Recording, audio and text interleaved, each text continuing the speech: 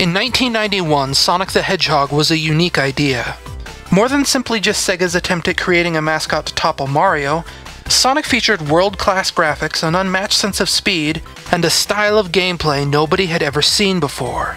The ability to control a living pinball as he ricocheted around a surreal, beautiful world. He was hip, rude, and like many other children of the era, ate it up.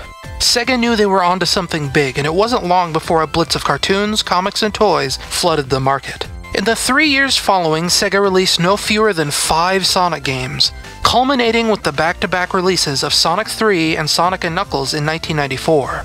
By this point, Sonic Team in Japan was tired of blue hedgehogs, and moved on to greener pastures, giving us Ristar, Knights, and Burning Rangers. In America, where Sonic was most popular, Sega scrambled to figure out what to do next. The original idea was to supplant Sonic with a new star, Bug on the Saturn. When Bug failed to set the world on fire, Sega attempted to fall back on their old mascot once again, with Sonic Extreme, but after a notoriously grueling development cycle produced no game, things were looking dire. Sonic Team returned to the helm in 1999 with Sonic Adventure, and while the game was above and beyond the scope of every other 3D platformer on the market at the time, it was not the pitch-perfect relaunch needed to propel the franchise back to its former glory. Each subsequent game to follow Sonic Adventure was worse than the last, a continually dropping bar of quality that finally hit rock bottom in 2006, with the unnecessarily titled Sonic the Hedgehog, hereby referred to as Sonic 2006. Originally billed as a reboot for the franchise, Sonic 2006 was such a disastrous train wreck that it made other, better Sonic games look worse in relation to it. It seemed as though Sonic was finished.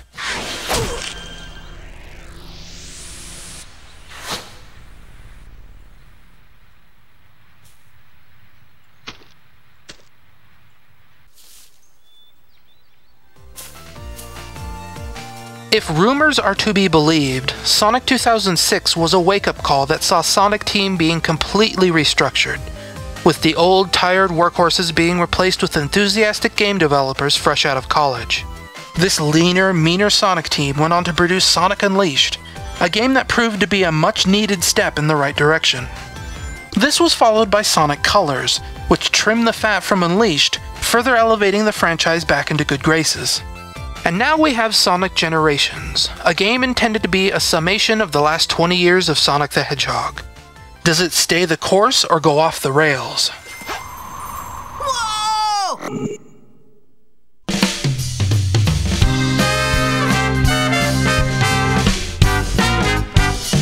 When Sonic Generations opens, Sonic's friends are rushing to set up a surprise birthday party for our heroic hedgehog before he shows up early and spoils the whole thing.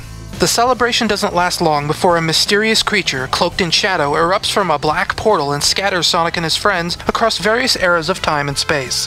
Much like the classic Sega Genesis games, it's up to Sonic to rescue his friends and save the world from peril. But he's not alone. Sonic eventually runs into his younger, considerably less talkative self, and the pair of hedgehogs team up to revisit the past in order to restore the future. For those of you expecting a typically involved Sonic the Hedgehog plot, Generations, again, much like the classic Sega Genesis games, spares important details like motive in favor of keeping things simplified. Outside of the opening and ending cinematics, the storyline in Sonic Generations is paper thin, something that can be seen as either a blessing or a curse. But don't think this lack of story has stopped Sonic Team from going through the trouble of animating cutscenes, as Sonic still frequently checks in with Tails, who usually relays some disposable mumbo-jumbo about space-time before pointing our heroes to the next area. For as hit or miss as the humor was in Sonic Colors, it at least gave the game its own narrative personality, something like a Saturday morning cartoon. Oh, who am I kidding? We both knew how this would end. Are you talking to the broken robot who can't hear you? Maybe. That's between me and the robot. Despite being the same writing team, little of that tone comes through in Sonic Generations. I don't want to be the guy who asks for more plot in his Sonic game or anything, but in a way it almost feels like a wasted opportunity.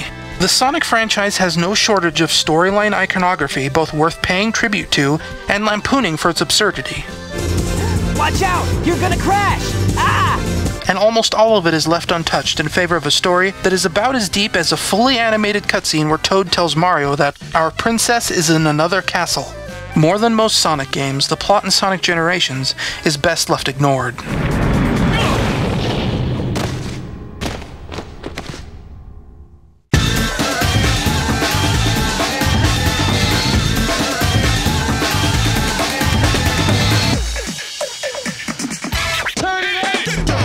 With such a massive library of levels available for inclusion in Sonic Generations, one would expect a highlight reel of the franchise's most memorable locales, and to a certain extent it is. You have Green Hill Zone from Sonic 1, Sonic 2's Chemical Plant, and Sonic Adventure 2's City Escape, to name a few. But the concept of missed opportunities quickly becomes an overarching theme, as evident by the fact that most of the stages can be broken down into 3 or so basic archetypes, with almost half the overall level roster being dominated by some variant of the city level motif. The levels themselves do their best to feel like separate locations, but it doesn't change the fact that a lot of these city levels could have been swapped out for other environments that offered a little more variety while staying just as synonymous with the games they're referencing. For as ubiquitous as they were in the earlier Sonic games, there isn't even a dedicated pinball environment, unless you count a Casino Night Zone minigame provided as pre-order DLC. And while that offers a few minutes of amusement here or there, it's nowhere near as robust as a real pinball table, nor is it any kind of substitute for a real level set in this environment type. The theme of missed opportunities even extends to the cast itself. When you have a game that plays with the concept of retro versions of characters interacting with their modern-day equivalents, it is disappointing when you don't get to see classic versions of more characters like Knuckles, or, given the brief reference to Sonic CD, classic Amy Rose. And for how by-the-book Sonic Generations plays the whole concept, being denied an opportunity to see a retro, cutesy-style version of the constantly brooding Shadow the Hedgehog feels like squandered potential for humor. Where's that damn 4th Chaos Emerald? But then again, it just wouldn't be a modern Sonic the Hedgehog game without a little unspent potential.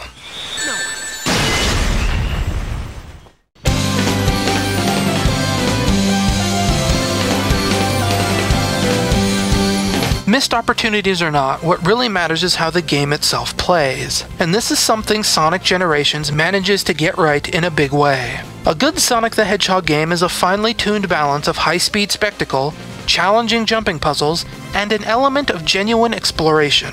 When Sonic entered the 3rd dimension, a lot of those elements were separated off into their own character classes, leaving those playing as Sonic facing levels where the one and only level design caveat was, never stop running fast.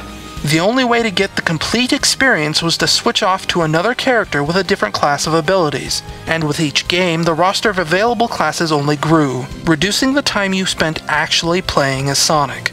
A side effect of all this is that with so much focus on what abilities each character could use and how that defined their environment, the number of unique level design elements was also reduced. Gone were swinging platforms, pushable blocks, teeter-totters, and oil slicks, instead replaced with a suite of generic, interchangeable hazards that made constant reappearances across every single level in the game.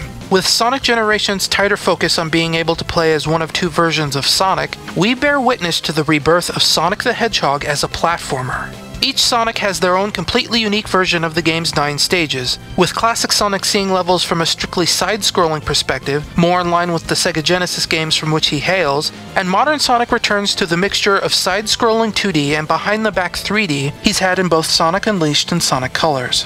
While there's plenty of moments where you'll find yourself breaking the sound barrier, there's also tons of tricky platform hopping packed into these stages, as much as there ever was in the old Sega Genesis games.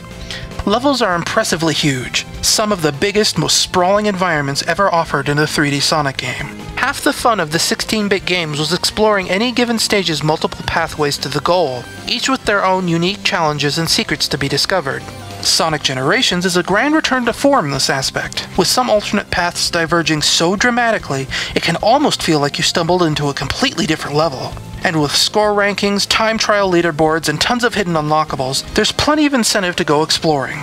Expertly paced and densely packed, Sonic Generations' fantastic level design is where the game really shines, no matter which Sonic you're playing as.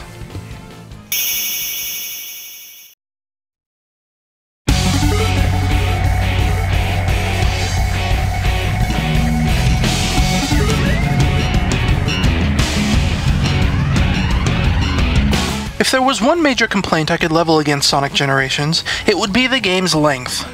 If you're aiming to see the credits roll, you can beat the game in as little as 4 hours. Fortunately, it's backed up by a wealth of post-game content, so for completionists looking to finish every challenge mission or collect every red star ring, expect the game to last you considerably longer.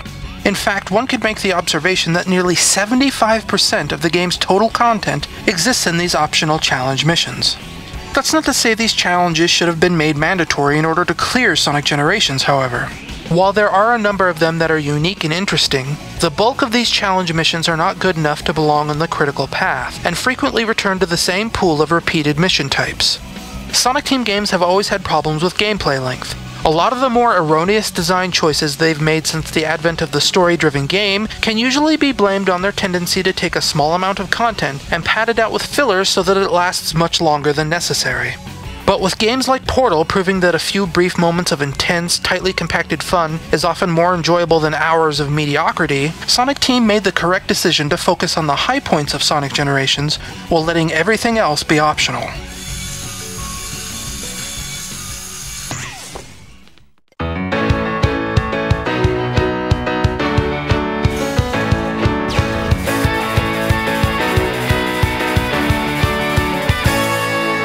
Sonic Generations might not be perfect, but then again, not many games are. What it represents, in spite of some nitpicky complaints, is a Sonic game that everyone can enjoy with few qualifiers. It may feel a little bit rushed on occasion, and often stop short of genuinely celebrating the games it references, but this is the closest Sonic Team has come to recapturing the magical balance that defined this franchise back in the early 90s. There's still plenty of room for improvement, but for the first time in a long time, I find myself genuinely hungry for more of this game. And while that's due in part to the game's relatively brisk length, it's also because the game is good enough that it actually makes bad Sonic games look better by relation. And as an extension of that, I want to see more old levels converted to work in this format. If you were at any point fond of a Sonic game in the last 20 years, you owe it to yourself to check out Sonic Generations.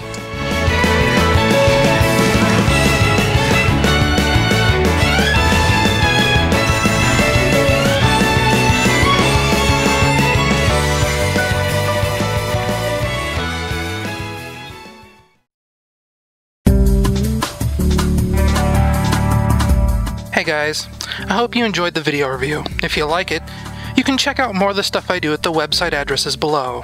I'm a creative guy, so you'll probably find something to enjoy. If you just want to see more video reviews, be sure to check out my blip.tv channel. And hey, maybe you're feeling generous enough to watch those video reviews with ad blocking software turned off. If not, that's cool. I'd probably block those ads too. Thanks for watching, tell your friends, and I'll see you guys next time.